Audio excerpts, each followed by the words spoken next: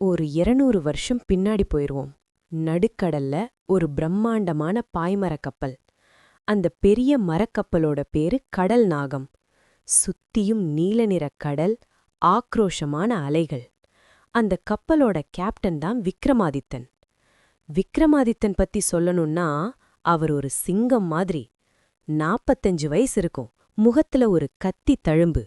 அது அவருக்கு இன்னும் ஒரு கூடுதல் மிரட்டல தரும்.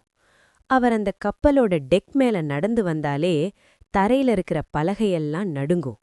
அந்த அளவுக்கு ஒரு ஆளுமையான அதிகாரம் அவர்கிட்ட இருந்துச்சு. அதே கப்பல்ல ஒரு வணிகனா வர்றவன் தான் ரத்தினவேல். அவனுக்கு எப்படியாவது அந்த கப்பல்ல இருக்கிற விலையுயர்ந்த வைரங்களை சொந்தமாக்கணும்னு ஒரு பேராசை. அந்த ஆசைக்காக அவன் தன் மனைவி பொன்னிய பகடக்காயா மாத்தனான். பொன்னி, நம்ம வறுமை தீரணும்னா அந்த கேப்டன் விக்ரமாதித்தனோட ஒரு வாரம் நீ அந்த தனி அறையில இருக்கணும். அவர் மனசு வச்சா நம்ம வாழ்க்கை மாறிடும் அப்படின்னு சொல்லி அவளோட கண்ணீரை பொருட்படுத்தாம அந்த ரகசிய அறைக்குள்ள அவளை தள்ளுனா. பொன்னி அன்னிக்கு ஒரு மெல்லிய பட்டு சேலை கட்டியிருந்தா. அந்த மங்கலான எண்ணெய் விளக்கு வெளிச்சத்துல அவளோட அந்த தங்கம் மாதிரியான மேனியும் செதுக்கி வச்ச சிலையான வளைவுகளும் அப்படியே மின்னியது. விக்ரமாதித்தன் அங்க ஒரு வேட்டைக்காரன் மாதிரி காத்துட்டு இருந்தாரு. ரத்தினவேல் எப்பவும் ஒரு பயத்தோடவும் பணத்தை பத்தின கவலையோடவும் தான் இருப்பான். ஆனா விக்ரமாதித்தன் மெதுவா பொன்னிக்கிட்ட வந்து அவளோட அந்த வழுவழுப்பான இடுப்புல கை வச்சப்போ அந்த தொடுதல்ல ஒரு தீராத அதிகாரம் இருந்துச்சு. அவரோட அந்த தாகமான பார்வையும் அந்த முறுக்கேறிய தேகத்தோட சூடும் பொன்னிக்கு ஒரு புது சிலிர்ப்ப தந்தது. ரத்தினவேல் கிட்ட கிடைக்காத அந்த ஒரு முழுமை அவளுக்கு அந்த மாலுமி கிட்ட கிடைச்சது.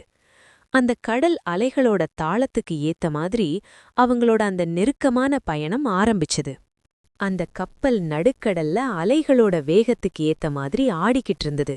வெளியே கடல் காத்து பயங்கரமா வீசினாலும் கேப்டன் விக்ரமாதித்தனோட அந்த தனி அறையில மட்டும் அனல் காத்து வீசுற மாதிரி ஒரு வெப்பம் பரவி இருந்தது. ரத்தினவேல் கிட்ட எப்பவும் அந்த பயமும் பணத்தை பத்தின கவலையும் தான் இருக்கும். ஆனா விக்ரமாதித்தன் ஒரு பெண்ணை எப்படி கையாளணும்னு தெரிஞ்சு ஒரு நிஜமான மாலுமி. அவரோட அந்த தீவிரமான தொடுதலும் அந்த முரட்டுத்தனமான ஆளுமையும் பொன்னிய ஒரு புதிய உலகத்துக்கு கூட்டிட்டு போச்சு.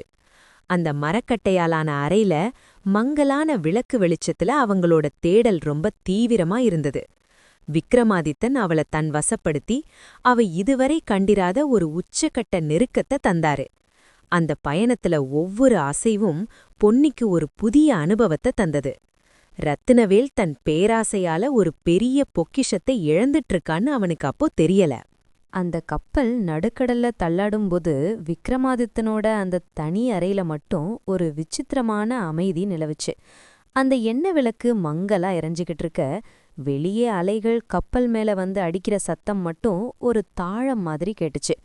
பொன்னியோட அந்த பட்டு சேலை நிலத்துல கிடக்க, விக்ரமாதித்தனோட அந்த முறுக்கேறிய தேகத்தோட சூடு அவ மேல முழுசா இறங்கி இருந்துச்சு. விக்ரமாதித்தன் வெறும் ஒரு மாலுமி மட்டும் இல்ல, ஒரு பெண்ணோட மனசையும் உடம்பையும் எப்படி தன் வசப்படுத்தணும்னு தெரிஞ்ச ஒரு வேட்டைக்காரன்.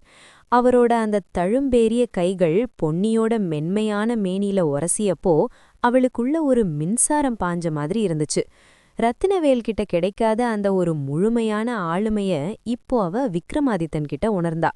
ரத்தினவேல் வைரத்துக்காக அவளை ஒரு பொருளா நினைச்சு இங்க தள்ளுன அந்த அருவருப்பு விக்ரமாதித்தனோட அந்த அழுத்தமான அணைப்புல அப்படியே காணாம போச்சு. விடியற நேரத்துல கப்பல் மெதுவா கரைய நெருங்குச்சு. ரத்தினவேல் கரையில நின்னுக்கிட்டு கேப்டன் கொடுக்க போற அந்த வைர மூட்டைக்காக ஆவலா காத்துக்கிட்டு இருந்தான். கப்பல் நங்கூரம் பாய்ச்சினதும் விக்ரமாதித்தன் டெக் மேல வந்து கம்பீரமா நின்னாரு. அவருக்கு பின்னாடியே பொன்னி ஒரு புதிய பொலிவோட ஒரு ராணி மாதிரி நடந்து வந்தா. ரத்தினவேல் வேகமா ஓடி வந்து, கேப்டன், நான் கேட்ட வைரம் அப்படின்னு கைய நீட்டினான். விக்ரமாதித்தன் ஒரு ஏளன சிரிப்போட ஒரு சின்ன மூட்டைய அவன் கால்ல வீசினாரு. இந்தா, நீ கேட்ட வைரம். ஆனா இதோட உன் பொண்டாட்டிக்கும் உனக்கும் இருக்கிற பந்தம் முடிஞ்சு போச்சு. அவளை ஒரு வைரத்துக்காக வித்த போதே நீ அவளை இழந்துட்ட அப்படின்னு அந்த இடி முழக்க குரல்ல சொன்னாரு. ரத்தினவேல் பதறிப்போய், பொன்னி வா போலாம், வைரம்லாம் கிடைச்சிருச்சுல்ல அப்படின்னு கூப்பிட்டான். ஆனா பொன்னி அவனை ஒரு புழுவ பாக்குற மாதிரி பார்த்தா. வைரத்தை வச்சுக்கிட்டு நீயே வாழு ரத்தினவேல், நீ என்ன பொருளா பார்த்த, ஆனா கேப்டன் என்ன ஒரு பெண்ணா பார்த்தாரு. உன்னோட அந்த பேராசை பிடிச்ச வாழ்க்கைக்கு நான் திரும்ப வரப்போறதில்ல அப்படின்னு சொல்லிட்டு விக்ரமாதித்தனோட கைய பிடிச்சுக்கிட்டு கம்பீரமா நடந்து போனான். ரத்தினவேல் அந்த வைர மூட்டைய கையில வச்சுக்கிட்டு, ஆனா தான் நேசிச்சதா நினைச்ச வாழ்க்கையை இழந்துட்டு அனாதையா அந்த கடற்கரையில நின்னான். கேப்டன் விக்ரமாதித்தன் எடுத்த அந்த தீர்மானமான முடிவும் பொன்னிக்கு கிடைச்ச அந்த நிஜமான அதிகாரமும் அவங்கள அந்த கடல் பயணத்தோட ரகசியமா ஒன்னா இணைச்சிடுச்சு.